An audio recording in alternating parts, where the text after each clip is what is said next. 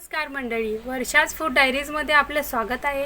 आणि आज मी बनवणार आहे चमचमीत असा वांग बटाट्याचा रस्सा.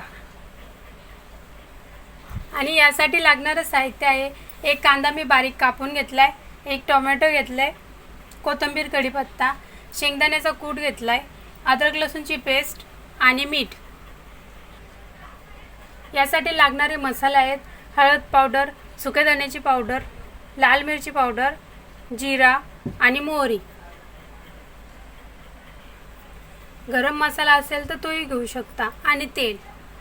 ते मी वांगी बटाटे कापून घेतलेत आणि पाण्यामध्ये ठेवलेत. वांग बटाट्याचा कलर बदलू नये म्हणून मी या पाण्यामध्ये मीठ घालून घेतले. चला तर मग रेसिपीला सुरुवात करूया. आता तेल गरम करून घ्यायचं. तेल गरम झाले. आता यामध्ये राई घालून घ्यायची. आता यामध्ये जिरं घालून घ्यायचं. आता यामध्ये कांदा घालून घ्यायचा. हा कांदा पूर्ण परतवून घ्यायचा. आता यामध्ये अद्रक लसूणची पेस्ट घालायची. आता यामध्ये टोमॅटो घालून घ्यायचा. आता यामध्ये कोथिंबीर घालून घ्यायची. टोमॅटो छान मऊ शिजेपर्यंत परतवून घ्यायचा.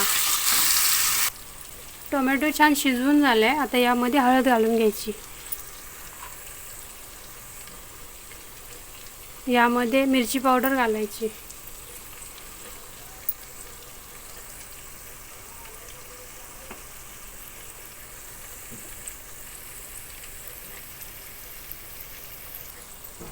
जर घरगुती मसाला असेल तर तोही घालून घ्यायचा.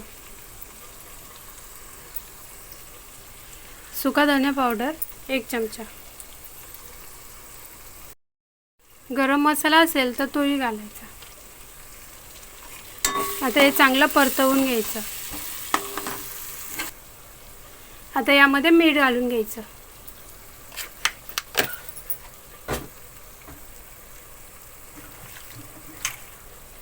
आता यामध्ये वांग बटाटे घालून घ्यायचं.